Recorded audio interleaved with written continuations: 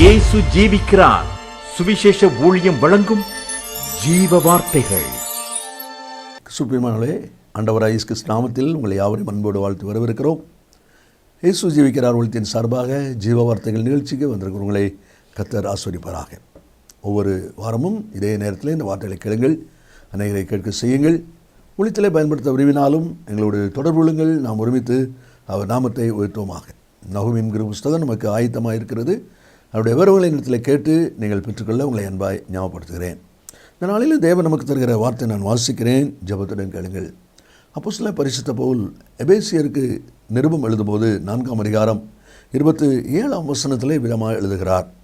பிசாசுக்கு இடம் கொடாமலும் இருங்கள்.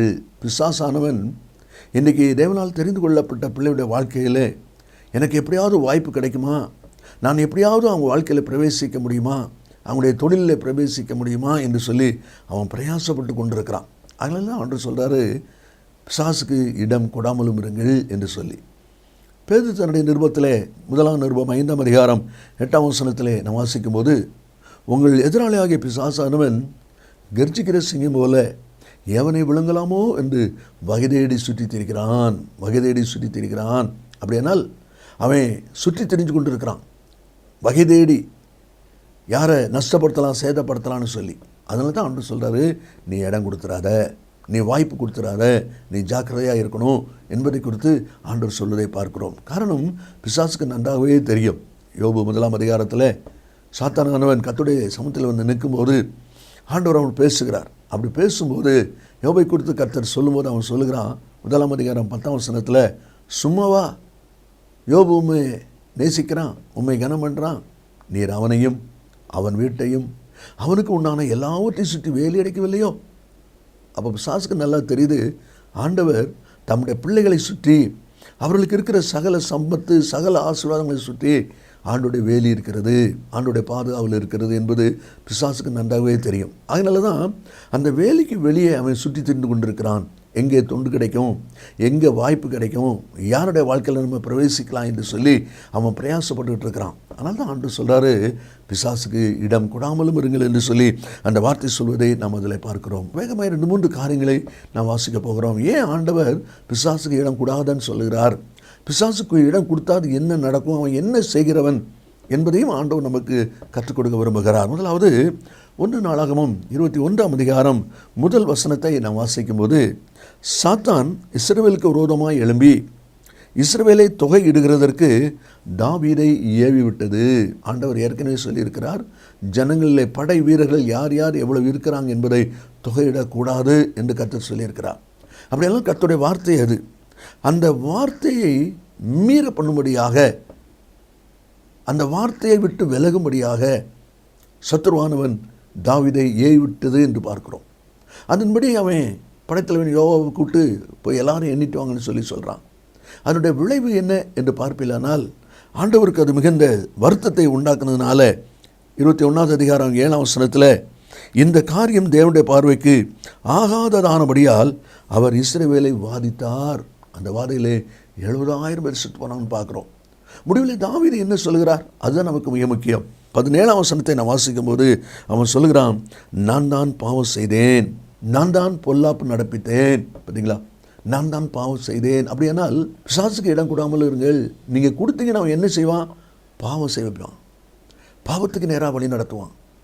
அதுதான் முதல் அனுபவம். அதே தான் தேவனுடைய வார்த்தையிலே நாம் வாசிக்கிறோம். 1 சாமுவேல் 15ஆம் அதிகாரம் 24வது வசனத்தை வாசிக்கும்போது சவுல் ராஜா சொல்லுகிற காரியம், நான் கர்த்தருடைய கட்டளையையும் உம்முடைய வார்த்தையும் மீறினாலே பாவம் செய்தேன். பார்த்தீங்களா, பிசாசுக்கு இடம் கொடாமல் காரணம், அவன் பாவம் செய்ய வைக்கிறவன். பாவத்தில் நாம் சிக்கிக்கொள்ளாமல் இருக்க வேண்டுமானால் பிசாசுக்கு இடம் கொடுக்கக்கூடாது. 2வது ஒரு அனுபவத்தை நாம் வாசிப்போம். மார்க் சுவிசேஷம் 4ஆவது அதிகாரம் 15வது வசனத்தை நாம் வாசிக்கும்போது அங்கே விதமாய் வாசிக்கிறோம். மார்க் 4:15, விதைக்கிறவன் வசனத்தை விதைக்கிறான், வசனத்தை கேட்டவுடனே சாத்தான் வந்து அவர்கள் இருதயங்களில் விதைக்கப்பட்ட வசனத்தை எடுத்து போடுகிறான். அதான் சொல்லப்பட்டிருக்கு. அவன் அப்படிப்பட்ட காரியத்தை செய்கிறவன் ஆனதுனால அவனுக்கு நீ இடம் கொடுத்துறாத. அதை தான் ஆண்டவர் சொல்வதை பார்க்கிறோம். ஆதியாகமம் 2ஆவது அதிகாரம் 17வது வசனத்தை வாசிக்கும்போது ஆண்டவர் ஆதாமை பார்த்து சொன்னார், நன்மை தீமை அறியத்தக்க கனியை புசிக்க நாளிலே நீ சாகவே சாவாய். இது ஆண்டவர் கொடுத்த வார்த்தை. அதான் தேவனுடைய சத்தம், தேவனுடைய வார்த்தை. ஆனால் 3வது அதிகாரத்தில் சாத்தான் எவள்கிட்ட பேசும்போது என்ன சொல்கிறான்? நீங்கள் சாவையே சாவதில்லை. பார்த்தீங்களா? கர்த்தர் சொல்கிறாரு, நீ புசிக்கிற நாளில் சாகவே சாவாய். இவன் சொல்கிறான், நீ சாகவே சாவதில்லை. அப்போ அந்த வசனத்தை எடுத்து போடுகிறான். அதனுடைய முடிவு வேதனையும் துக்கமும், தோட்டத்தை விட்டு விரட்டப்படுகிற ஒரு வேதனையான அனுபவம் நடக்கிறதை நம்ம அதில் பார்க்குறோம். வார்த்தையில் கேட்குற அன்பு நேச பிள்ளைகளே, கர்த்தருக்குள் ஒரு தீர்மானம் பண்ணுறீங்களா? ஆண்டவரோடு உடன்படிக்கை பண்ணுறீங்களா? பரிசுத்தமாய் வாழ்வதற்கு, ஆண்டவர் கொண்டு செயல்படுவதற்கு, கர்த்தருக்கு சாட்சியாக நிற்பதற்கு தீர்மானம் பண்ணுறீங்களா? அந்த தீர்மான நாளிலே தானே அந்த தீர்மானத்தை உடைப்பதற்கு பிசாசு கவனமாக இருப்பான், வாய்ப்பு பார்த்துக்கிட்டே இருப்பான். நீங்கள் அதுக்கு இடம் கொடுத்துடாதீங்க. இனி 3வது அனுபவத்தை நாம் வாசிக்கும் போது மத்தேயு சுவிசேஷம் 13வது அதிகாரம் 25வது வசனத்தை நாம் வாசிக்கும் போது அங்கே விதமாய் வாசிக்கிறோம். மனுஷர் நித்திரை பண்ணுகையில் அவனுடைய சத்துரு வந்து கோதுமைக்குள் களைகளை விதைத்து விட்டு போனான். 3வது அனுபவம், பிசாசுக்கு இடம் கொடுக்காத. ஏன் அப்படின்னா, அவன் நல்ல பயிர்களுக்கு மத்தியில் களையை விதைக்கிறவன், களையான காரியத்தை விதைக்கிறவன். இந்த கலை என்பது சந்தேகம், மனசலிப்பு, கர்த்தருக்கு பிரியமில்லாத வைராக்கியங்கள், இதெல்லாம் ஒரு களை. இப்படிப்பட்ட களையை அவன் விதைச்சி விட்டுருவான். அது நமக்கு மேனியை நஷ்டப்படுத்திடும், கனி கொடுக்குற வாழ்க்கையை நஷ்டப்படுத்திடும். அதனால தான் ஆண்டவர் சொல்கிறாரு, நீ பிசாசுக்கு இடம் கொடுக்காத. ஏனென்றால் அவன் களையை விதைக்கிறவன். நியாயாதிபதிகள் 6ஆம் அதிகாரம் 13வது வசனத்தை நீங்கள் வாசிப்பீங்கன்னா, அதில் கிதியோன் சொல்கிறார், கர்த்தர் எங்களோட இருந்தால் இவையெல்லாம் எங்களுக்கு நேரிடுவானேன். பார்த்தீங்களா? ஒரு சந்தேகம் வருது, ஆண்டவர் எங்களோட இருக்கிறாரா? பிதாக்கள் சொன்ன காரியம்லாம் என்ன ஆச்சுது? ஆனால் இப்போ நாங்கள் மீதியான கையில் ஒப்புக்கப்பட்டிருக்கிறோமே அப்படின்னு சொல்லி அதில் கேள்விகளும் மனசலிப்பான வார்த்தைகளும் சந்தேகங்களையும் அவன் உண்டாக்குறதை பார்க்கிறோம். அதுதான் கலை. அப்போ இப்படிப்பட்ட கலையை அவன் விதைக்கிறதுனால கர்த்தர் மேலே இருக்கிற வைராக்கியத்தை, கர்த்தர் மேலே இருக்கிற பற்றுதலை விட்டு அவன் விலக பண்ணுகிறவனாக இருக்கிறான். அதனால தான் ஆண்டவர் சொல்கிறாரு, நீ அவங்களுக்கு என்ன செய்யாத, இடம் கொடுத்துடாத. மோசேயை கர்த்தர் ஊழியத்துக்கு அழைப்பு கொடுக்குறார். தம்முடைய வல்லமை எப்படிப்பட்டது, தம்முடைய பராக்கிரமம் எப்படிப்பட்டது என்பதை யாத்ராம 4ஆம் அதிகாரத்தில் ஆண்டவர் அவனுக்கு கற்றுக் கொடுக்குறார். என்னென்ன விதமான அனுபவம்னு சொல்லி அவனுக்கு கற்றுக் கொடுப்பதே மேலே பார்க்குறோம். கோலை கீழே போடு, அது பாம்பாகுது, அது பாலைப்படி திரும்ப கோல் ஆகுது. அப்போ இப்படிப்பட்டெல்லாம் காண்பிக்கும்போது ஆண்டவர் தம்முடைய வல்லமையை அவனுக்கு காண்பிச்சு கொடுக்குறார். இதெல்லாம் கவனமாக கேட்குறான். கேட்டுட்டு பிறகு கடைசியில் சொல்கிறான் 10வது வசனத்தில், ஆண்டவரே நான் திக்குவாயும் மந்தனாவும் உள்ளவன். பார்த்தீங்களா? இதெல்லாம் அறிஞ்ச பிறகும் ஆண்டவர்கிட்ட அந்த பணியை செய்ய முடியாமல் நான் திக்குவாயி நான் மந்தனாவுன்னு சொல்லிட்டு இருக்கிறான். இல்லை உன்னை கொண்டு தான் கர்த்தர் செய்யணும்னு சொல்லி அந்த காரியத்தை கர்த்தர் சொல்லி கொண்டிருக்கிறார். அப்போ அதுக்கு மேலே திரும்ப சொல்கிறான், நீர் அனுப்ப சித்தமாக இருக்கிற யாரையாயிலும் அனுப்பும். யாரையாயிலும் அனுப்பணும்னா உன்னையா தேடிட்டு இருக்கோம். ஏன் கர்த்தர் உங்களை அழைப்பு கொடுக்குறார்? ஏன் கர்த்தர் உன்னை தெரிந்து கொள்கிறார்? உன்னை கொண்டு செய்யணுங்கிறது தான், உங்களை கொண்டு செய்யணுங்கிறது தான் ஆண்டவர் எங்கே போனாலும் சுற்றி சுற்றி உங்களே தேடிக்கொண்டிருக்கிறார்.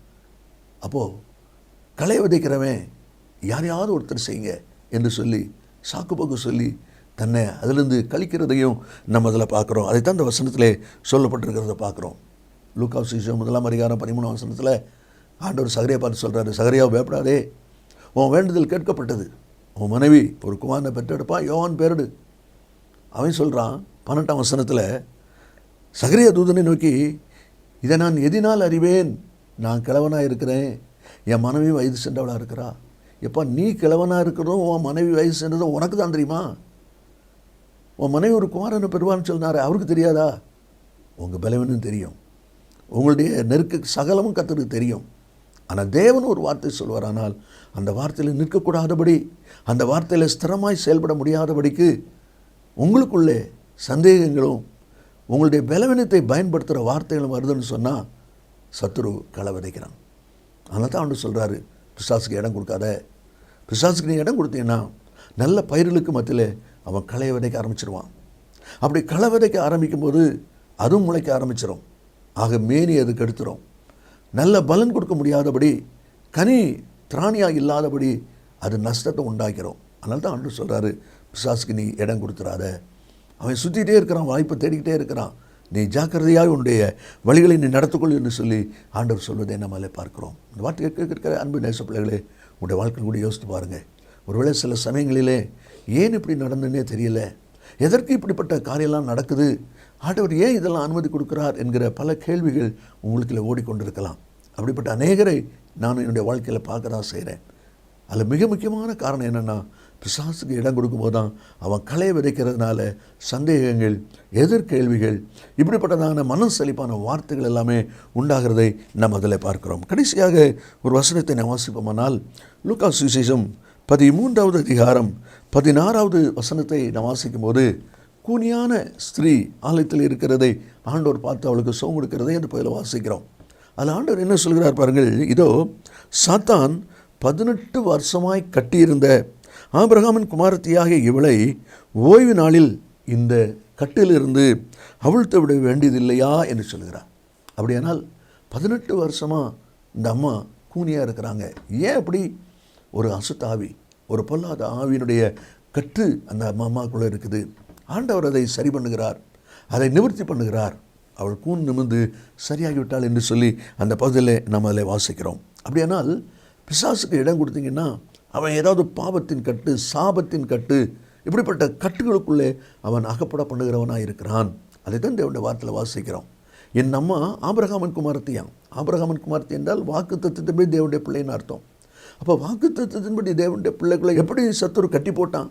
அவங்க ஏதோ 18 வருஷத்துக்கு முன்னால் அவனுக்கு இடம் கொடுத்துருக்காங்க, பிசாசுக்கு வாழ்க்கையில் இடம் கொடுத்துருக்காங்க. அப்படி கொடுத்ததுனால தான் அவன் இப்படிப்பட்ட ஒரு பலவீனத்தை அந்த அம்மாவுடைய சரீரத்தில் அவன் ஏற்படுத்தி கொடுத்துருக்கிறான். அதான் அதில் வசனத்தில் நம்ம வாசிக்கிறோம். ஒரு ஊமையான மனுஷனை இயேசுகிட்ட கொண்டு வந்தாங்க என்பதை குறித்து மத்தேயு 9ஆம் அதிகாரத்தில் நம்ம வாசிக்கிறோம். அதில் 33வது வசனத்தை நம்ம வாசிக்கும்போது, பிசாசு துரத்தப்பட்ட பின்பு ஊமையன் பேசினான். பார்த்தீங்களா? அப்போ அந்த பிசாசு அந்த மனுஷனுக்குள்ளே இருந்தனால அவனை ஊமையாக்கி வச்சுட்டு, அவன் ஊமை கிடையாது. இந்த பிசாசு அவனை ஊமை மாதிரி கட்டி வச்சுட்டு அதனால் பேசக்கூடாதவனாக இருக்கிறான். ஆண்டவர் இயேசு அவனுக்குள்ளே கிரியை செய்கிற அந்த பொல்லாத ஆவியை கடிந்து அப்புறப்படுத்தப்பட்ட பொழுது பிசாசு துரத்தப்பட்ட பின்பு அவன் பேசினான் என்று சொல்லி நம்மளை வாசிக்கிறோம்.